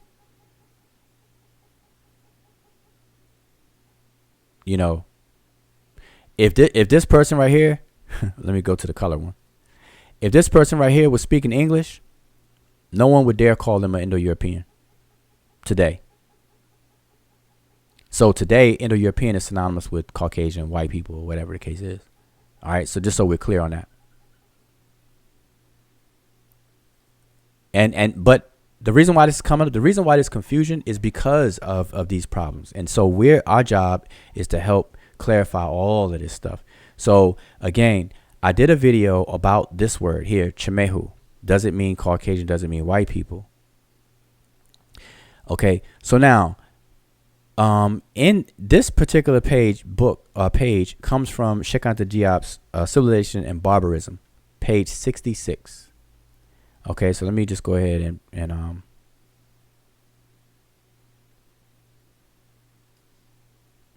show you the page and everything. So here's the page number 66. It's landscape. So it's Civilization and Barbarism, page 66. So for those of you who have that book, this is the page you can find this on. The page number you can find this on. All right. And so what the problem is within this book, these 4 labels are labeled incorrectly. B and D are labeled incorrectly. Elsewhere in Diop's work, the focus is on the Chimehu or Tamahu, as people pronounce that same word. People pronounce it differently. Chimehu or Tamahu, as white people. So B being Indo-European, if we're gonna roll with that description, B should be over here where D is, if we're gonna keep the same logic. But it's not. And so this is causing a lot of confusion in our communities when it comes to this subject matter, this topic of this polarized topic of race and the so-called 4 races of mankind that this particular text supposed to represent. It's nicknamed the 4 races of mankind, or the table of nations, just like the Bible has a table of nations. I believe in Genesis 10, the table of nations, the Tower of Babel scene and stuff like that. They have a table of nations there. Well, this is the so-called Egyptian version of the table of nations, where you have the Egyptians themselves, and then there's their immediate neighbors. You got neighbors to the northeast, neighbors to the south, and then neighbors to the west. East, south, west. East, south, west. And then the Egyptians are smack dab in the middle. They didn't have anybody in the north because the north to Egypt was the Mediterranean. And they actually included people that were there, the people that they confronted with in terms of when Egypt was expanding, in terms of occupied territories and things, when they dealt with the Hittites and the Canaanites and things like that, and those different battles with the sea people was called the Meshwesh, the sea people, the Rebu, the Chimehu, the Chehenu, and all these other various different people. They're listed in these various different texts. And so, but the confusion comes in is when we're talking about this in our context today, and then people are trying to identify these people as the 4 different races. So they'll say, okay, well, the Tamahu are the white people. But if the Tamahu are the white people right here, they look like the Asiatics, just like son David pointed out. Difference is, the outfit, but they got the beard and everything of the Asiatics that are in the other tomb. This one right here, these 2 figures. All right. So anyway, I just wanted to kind of show that and share that. And does anybody in the chat have something different or say something different?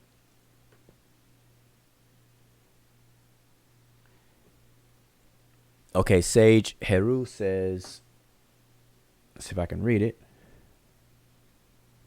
Okay, Sage Heru says, oh, wait.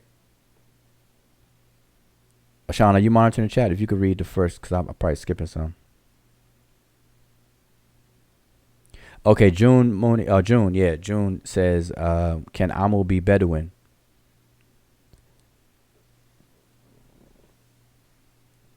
Anybody want to answer that?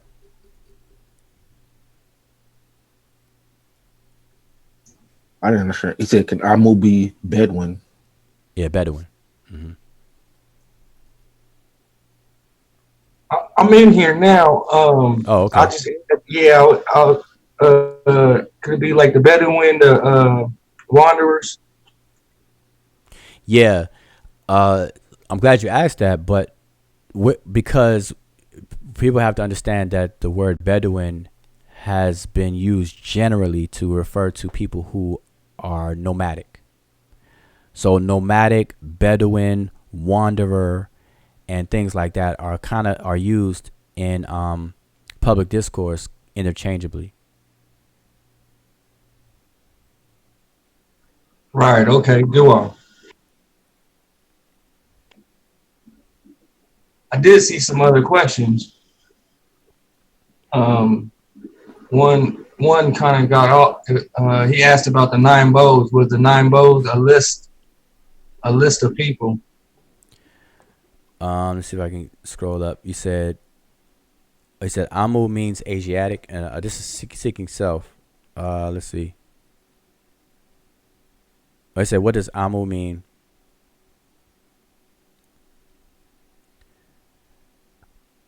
Amu means Asiatic. No, Amu is translated as Asiatic. When you deal with what it means, the word Amu, there are a few people that will say things slightly different, but Amu being a variant of the word Amorite. Yeah, I think people see the Asia in the word and think, Asian, but from what I'm reading in most of my studies back then, they considered the Asiatics as people not from Africa. Yeah, and we got to understand that Asia simply means Orient, and it deals with where the sun rises. And so if I say Amu means Asia or Asiatic, then the next question can be, well, what does Asiatic mean? Then I say, well, Asiatic means Orient. Then the next question could be, what does Orient mean?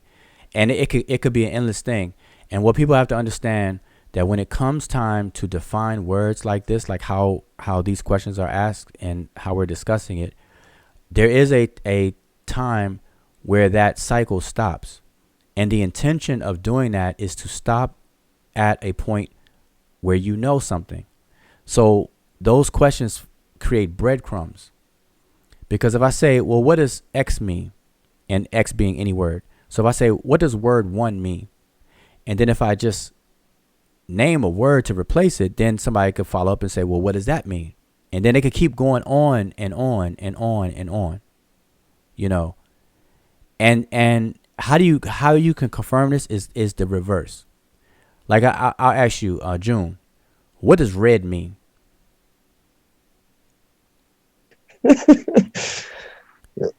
It's real hard to explain that, right? Like what does it mean? Like what does red mean? And see, and all you're gonna do is you're gonna try to say things that will anchor me in something that I already know. So you're gonna base your explanation on something that you can figure that I know that will connect. You're trying to make me connect something to that. Like, what does blue mean? And you say, well, it's the color of the sky. Okay, I understand that the sky is called blue, but what does the word blue mean? You see what I'm saying? And the people can get really, and then the rabbit hole just gets deeper and deeper and deeper. So what I'm saying is that when you understand how language works and what words are really, and that they're really signs that consist of three elements, the form and meaning, and then that which links the two, you'll understand that the purpose of that is to really anchor you into something that you already know. And so when you say, well, what is the meaning of word one? And somebody says something, you say, well, what does that mean? And then they'll keep saying something. Well, what does that mean? Eventually, you'll get to a point where they hit something that you are already familiar with, and then you got to retrace the breadcrumbs back out and link it, and then you say, oh, okay, I get it. So bypassing that long potential dialogue, the amu is a word that's used in a general sense to refer to people from the Easterners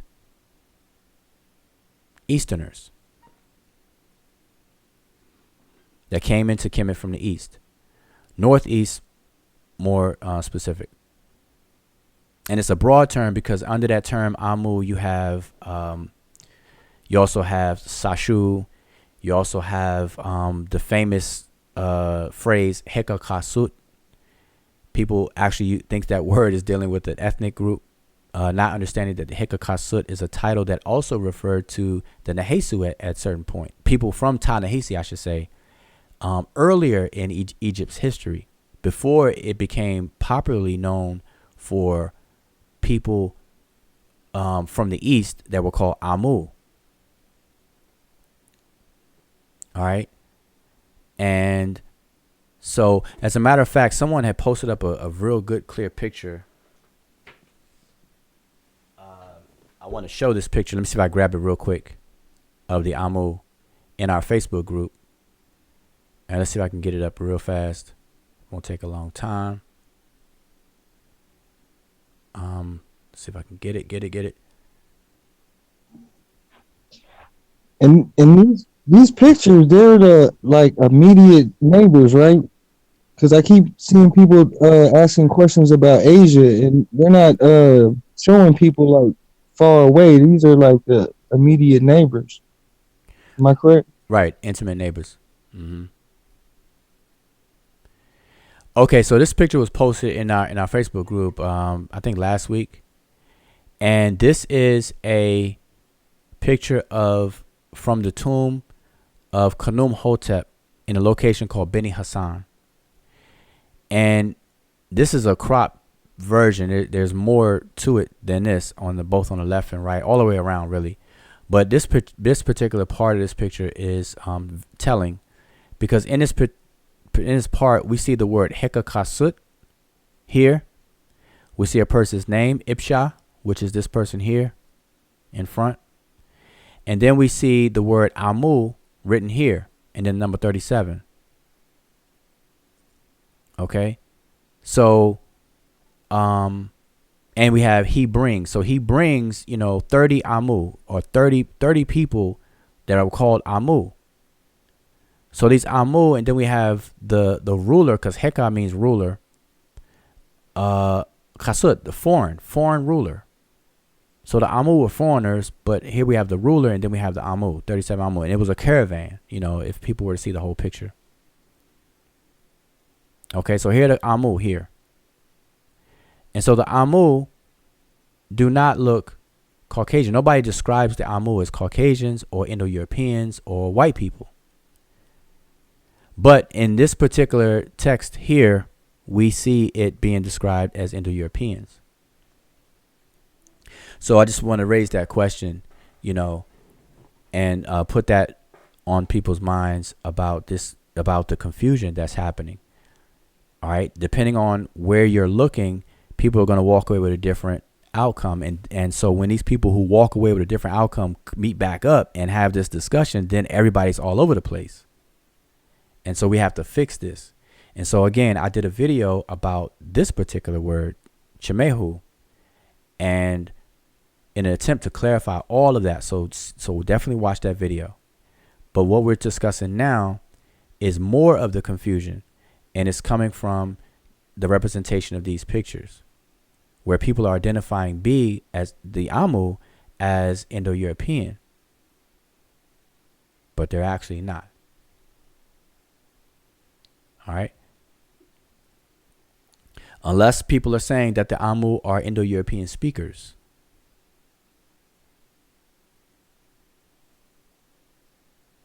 If they're saying that the Amu spoke Indo-European languages, and that's why they call them Indo-European, and that the Chimehu spoke Semitic languages. That's why they're called Semite. Then that's a different conversation. That you have to show that information.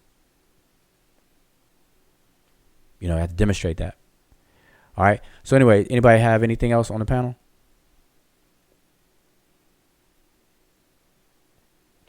Did I miss any questions? Were any questions? Cause I'm not monitoring the chat per se. So does anybody see any more questions?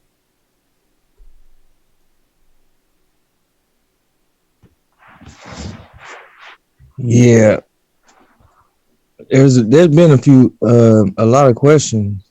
Okay, well, I don't want to miss any because I want to use them up and then we could wrap up.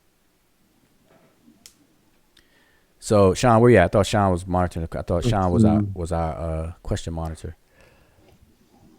Let's see. I know Seeking Self, we dealt with that. Jerron Town says, was the 9 bows a real actual list of people? The 9 bows represented the enemies of Kemet.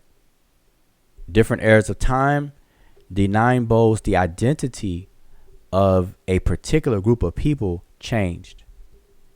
So the 9 bows became it's Pajet, which are 9 bows. That's the phrase. That's the Rani Kemet phrase is Pajet.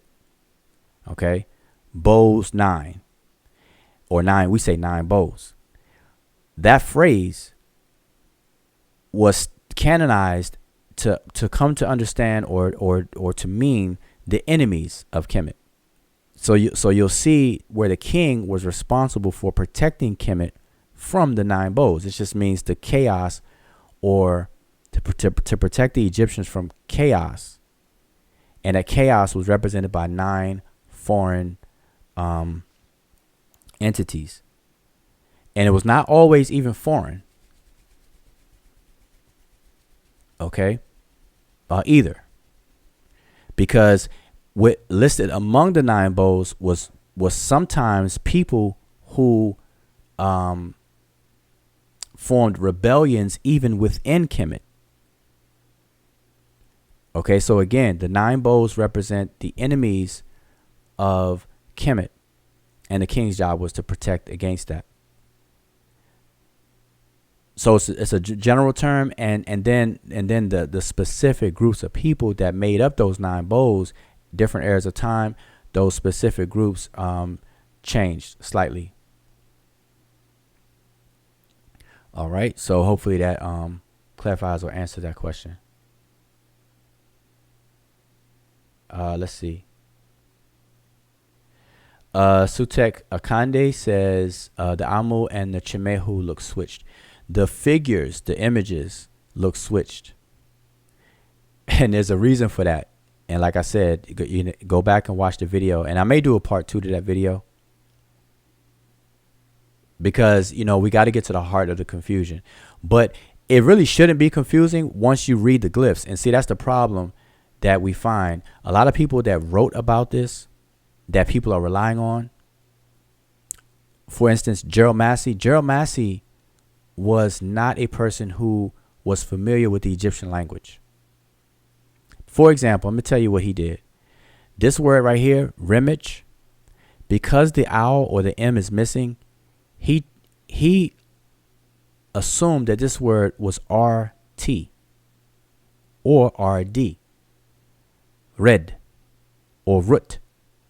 So he transliterates this word, or he spells this word out as root. And check out the video because I explain it. And then he takes this word root, and then he goes into Budge's dictionary and looks up root. And when you look up root in Budge's dictionary, you'll walk away with the foot, or the base of something, the foot, the bottom of something. And it comes from the word red, which means foot. Redwi is 2 feet. It's a dual. Redwi is 2 feet. So Massey, not knowing how to read the glyphs and not knowing the language, he mistaked this word for root, and he mistaked it for foot. And then he made up a whole explanation. He said, well, the Egyptians saw themselves as the foot or the base of civilization, the foundation of mankind, and this and that, and that's why they call themselves root, the foot. And that's completely wrong. The word remage, let me tell you, the word remage is a play on the word, a punning or paronymy on the word remi, which means to cry or to tear. Remit is a tear itself. Remi, to cry. And if you understand how the Egyptians saw themselves in cosmological terms or cosmogonical terms, they saw themselves as being an offspring or the result or creation of Ra when Ra cried. So the remage cosmogonically say that they originate or were created from the tears of Ra. And so Remi, tears, Remit is an epithet of Ra, and then Remech are the people that emanate from Ra. So the word remage, although we translate it as Egyptians or as the people, cosmogonically in the context, it would mean the emanations of Ra. Remage, the emanations of Ra. Okay? Has nothing to do with foot or base or anything like Gerald Massey says. And I go over that inside the other video. So again, the confusion the root of the confusion almost all the time is coming from people who lack the proficiency or the time and studying within the confines of this information. And so we live in a microwave era now where people try to be fast and take shortcuts, and you can't do that with this stuff. Like I was saying earlier, people look at these images. Let me put on the color one. People will look at these images and just quickly say, okay, yeah, there's blacks. Those are blacks. These are Chinese. These are white people. And then be done with it. And if they don't know the language, they're not even going to attempt to look at the glyphs and say, well, what is he saying? Okay, so, keep all that stuff in mind, and we gotta really, really do better. And so, the purpose of doing these videos and, having these discussions is hopefully people can walk away a little bit more edified than they did when you all came in. So hopefully you leave satisfied with something to take with you. Take a to-go box, a doggy bag, as they say at a restaurant. So come sit down, sup with us, chat with us, have fun with us, but at least leave with something. Take a to-go bag with you. So now you understand that the Remage are the Egyptians themselves. The Amu are the Asiatics. The Nehesu are people from the region of Ta-Nehesi. And the Chimehu are one of two groups from the west of Kemet, today known as Libya. I say one of two because the other group is called the Chehenu. And they're two distinct groups now. And the Chehenu, by the way, the Chehenu are people that are found and encountered by the Egyptians, the Remage, in Asia, in West Asia.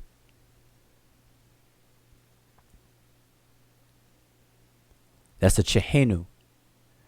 The Chimehu are pretty much solidly in west of Kemet. All right.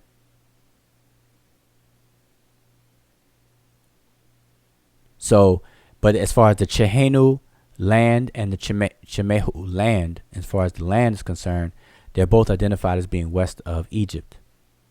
But the people from, or being called Chehenu, were encountered at different times by different kings in West Asia and dealt with.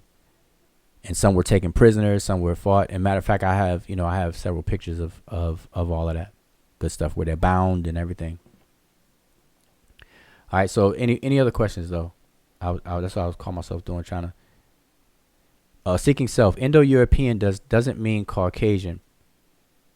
Wouldn't it mean early European, which means people of Europe who were first brown people? No, Indo-European is a name given to a macro language phyla. And so Indo-Europeans are those people who speak Indo-European languages. It's a linguistic designation. It's not a biological or genetic one. Okay, so we have to have that understanding. And that caused confusion because the way we identify people today is really all over the place. Because we're calling people black who are not really the color black. We're basing it on their skin color, but the skin color is based on the sun exposure and where your immediate lineage is coming from.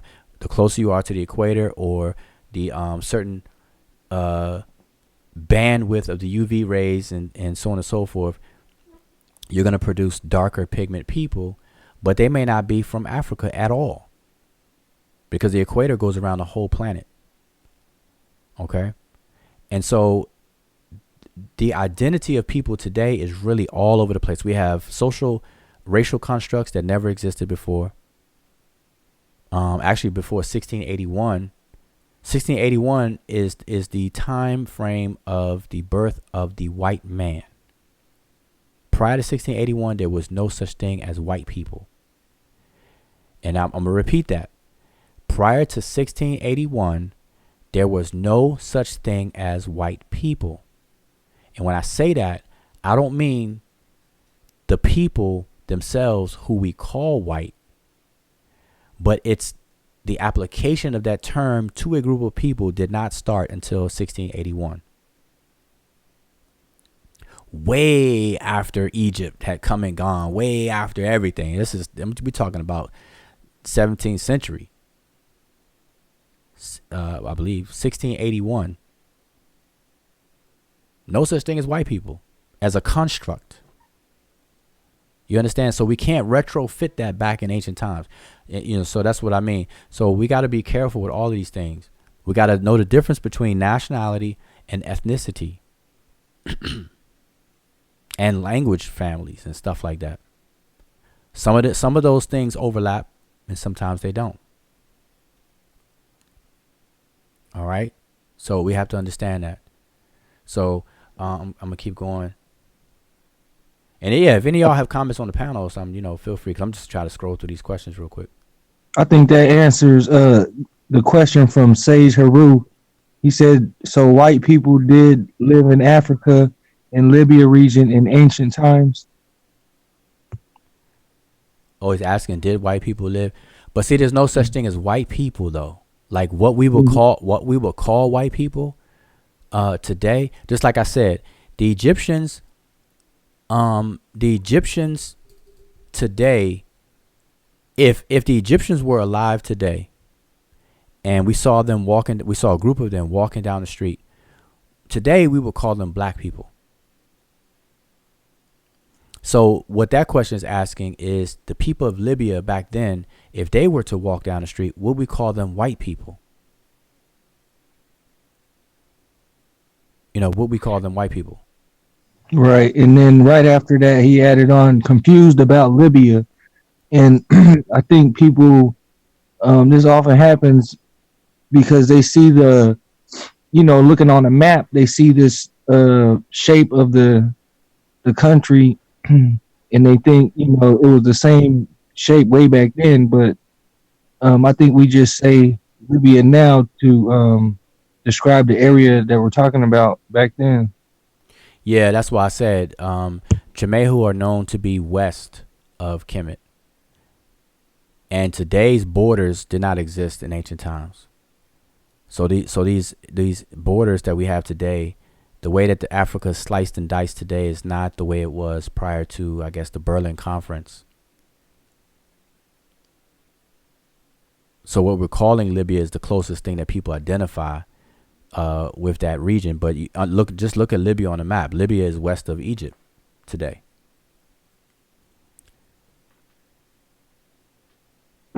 So if I'm sorry, go ahead. No, go ahead. No, so I mean, because people try to use the proximity to the Mediterranean or and all that stuff. Well, Egypt, the delta of Egypt is right there too. Right. He had another question. This is coming from Sage Haru. He said, "So the people of Kemet split the Asiatics when they moved north. Is that the idea?" Say it again. Read it again. So the people of Kemet split the Asiatics when they moved north. Is that the idea? And then he Uh, says, "Split Libya, Kemet, Asiatic."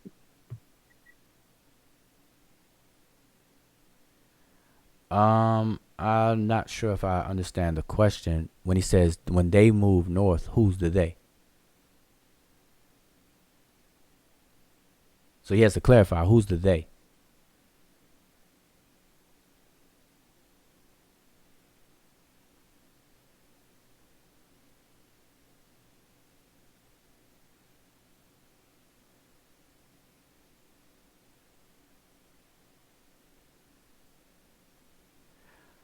So while we wait for him to clarify, I see Said Charu says, why does B look different than A and C? And I'm assuming he's going back to the picture, this one. B look different than A and C. The only reason why these two look alike is because we're dealing with the tomb of Ramses III, and this is the only place in all of Egypt where the Egyptians drew themselves identically as they artistically represented the Nehesu. The Remich and the Nehesu in this particular tomb look alike. Everywhere else, the Remich look different than the Nehesu. And I showed a picture here. This picture right here. These first four are the Remich. The third set of four are the Nehesu. They look totally different. In every visual representation of this particular text, where you have the so-called Table of Nations, the Egyptians do not look like the Nehesu. In all of the other art, everybody that is south of Kemet, when they're drawn by the scribes and artisans of ancient Kemet, distinctions are made between the two groups. The jewelry, the loop earrings, the necklaces, the wrinkles in the face are canonized trademarks for the Nehesu. The hair and the dark pigmentation that was used. All of these things are canonized, standardized in Kemet. Whereas the standard and canon for the ancient Egyptians to represent themselves, they represented themselves pretty much plain like this, with a kilt or shindik of some sort, and a reddish brown pigmentation.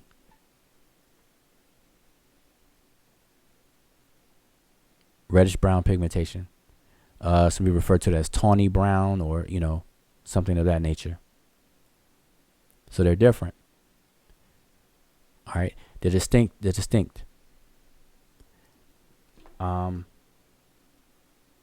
Different regions had different climates, which would lead to different skin. That's been proven, I thought.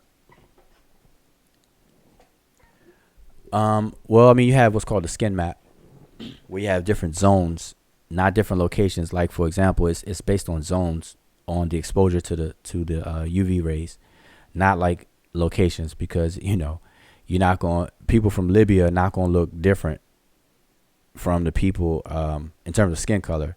If that's the logic, they're not going to look different from the people just directly east of them in northern Egypt. So in other words, the division between Libya and Egypt is an imaginary division. There is no real line between Libya and Egypt. Just like there's no real line between Florida and Alabama in the United States, Tennessee and Georgia, South Carolina, Georgia. There's no real line there. So there's nothing stopping the climate from Georgia to reach the climate from South Carolina. If it rained at the border of Georgia and South Carolina, it could rain in both states at the same time. Sunlight hits the same thing, same way. It's only till you get to these widespread differentials from one point to another, the further away those 2 points are, then you'll start seeing distinctions, some differences and things like that. So that's what the skin map reveals.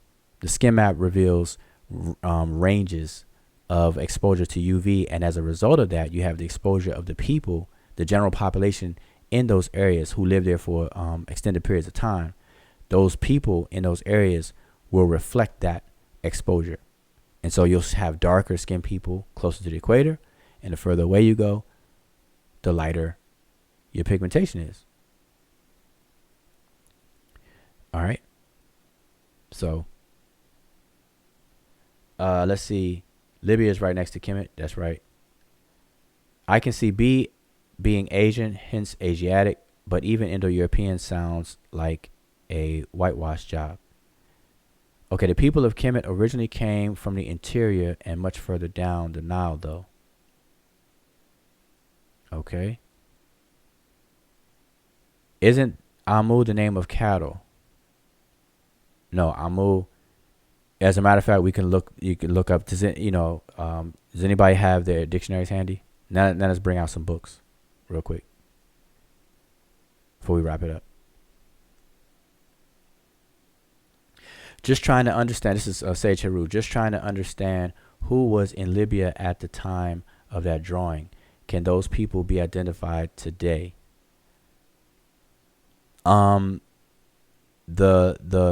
The identity, the way that ancient people identify people is a lot different than the way we identify people today.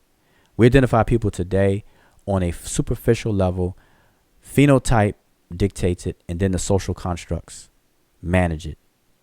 So we base it on phenotype, and then we manage it by way of our social constructs. So race is a social construct. It's a social reality. It's not a biological reality. Black people are not black. They're not the color black, literally. It's a classification, a social construct where black becomes the bottom of a hierarchy. It's a catch-all class, a throwaway class of hierarchical level. It just so happens that hierarchical level is labeled by a word that is also a color. And so we attach ourselves because of the color, even though we're not that exact color, but we seem to gravitate towards it. And by gravitating towards that, we gravitate towards that hierarchical level, which is at the bottom. So we are loving and encouraging and cultivating a bottom class of people in ourselves and in our children when we shouldn't. That sounds weird, but check out what I'm saying. Nobody is the actual color black. Right now, I could pull up. Matter of fact, anybody could pull up the hexagonic number 0000000. 6 zeros. Look up that color. That is black. And I want you to hold that color up next to your skin color, and you will see that you are not that color, black. So when we say we're black, what do we mean by that? Where does the notion come from? If white people didn't exist until 1681, then when did black people get invented? And I don't mean the actual people physically. I'm talking about that construct. And so these are things that we have to understand. And this is what it's going to take to really understand these things, because in ancient times, they did not classify people based on the same ways we do today. They used things that were distinctive enough in a person's behavior, their weaponry, their mode of production, and their sedentariness, whether they were nomadic, whether they were sedentary. They had some permanent residency, some permanency about them. And their official or standardized clothing. So, and there's more. I'm just naming a few. Now, everybody back then had eyes, so they could see differences, but that's not how they classify people based on the skin color like how we do today. And truth be told, we don't even do that today for real. Because as I said, nobody's really black. And there's a lot of people of a wide range of skin color that are self-identified as black. And so we really got to look at that. But I don't want to go too far off into that. Are there any more questions?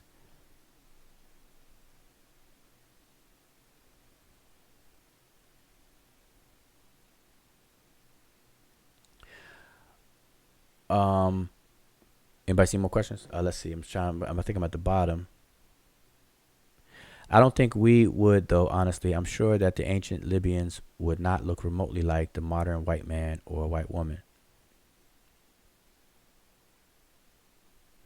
Nah, I can show you. Let me see if I can pull some up. Somebody about to force me to pull some pictures up. So let's go ahead and do this real quick.